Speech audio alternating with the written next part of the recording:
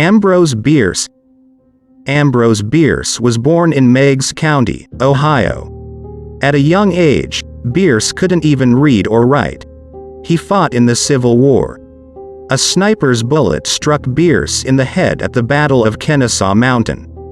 After his injury, Beers was able to read and write. He would go on to become one of the most famous American writers. His stories were part of the inspiration behind the first season of HBO's True Detective. Beers himself is the subject of a real-life mystery that will likely never be solved. One day in 1913, Beers told his family and friends, "I leave here for an unknown destination."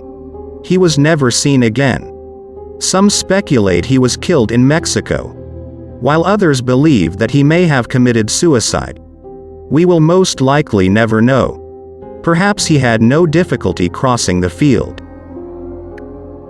Number 2. James Tetford. James Tetford was born in Vermont in 1884. By the 1940s, Tetford was living around Bennington.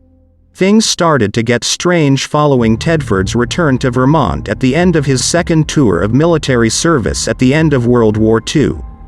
James returned to find his wife Pearl had vanished without a trace. The property they rented had been left abandoned. Tetford's family claimed no knowledge of the whereabouts of his missing wife. Pearl apparently left to go to the market one day and never returned. Many years later, Tetford was on his way home to his retirement home in Bennington from a trip to see family in St. Albans, Vermont. The scheduled bus trip should have taken the best part of 8 hours, but heavy snow caused a long delay. The route also passed through the Green Mountain National Forest, an area renowned for disappearances and strange events during the 1940s.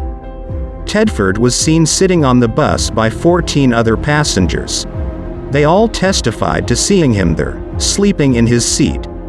When the bus reached its destination, however, Tetford was gone, and the driver and other witnesses all testified that they had not seen the old man leave the bus.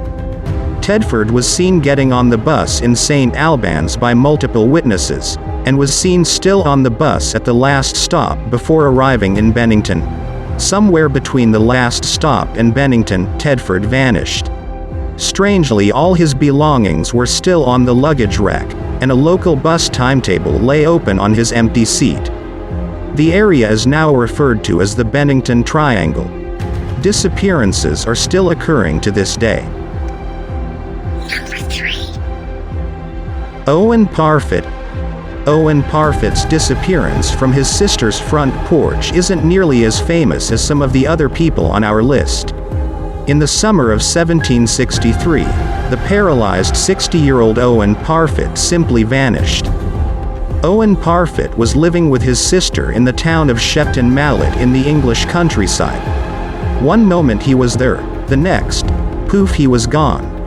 He couldn't have walked off, but even the farm workers in the field across the road from the porch where Parry was sitting didn't see anyone come or go either. What happened to him? Number 4. Virginia Dare. Virginia Dare was born on August 18, 1587 in the Roanoke colony. She was the first English baby born on American soil. John White, who helped establish the Roanoke colony, was her grandfather. Sadly, John would never get to see his granddaughter grow up. In 1587, John set sail for England to retrieve supplies for the colony. Unfortunately, England's war with Spain delayed him returning to the Americas for 3 years. When John returned in 1590, the entire colony had vanished. Not only had all the colonists vanished, but every structure as well. All that remained was a tree with the word Croatoan carved into it. No one knows what happened to Virginia or the other 100 of the Roanoke colonists. We will never fully know the truth of what happened. Number 5. Barbara Newhall Follett. Barbara Newhall Follett finished writing her first novel at age 8. She would complete 4 more books by the time she was 18 years old. Her literary success came at a price though. Barbara had no childhood, and by her mid-20s she was very depressed. On the evening of December 7, 1939, Barbara walked out of her house after an argument with her husband. She was never seen or heard from again.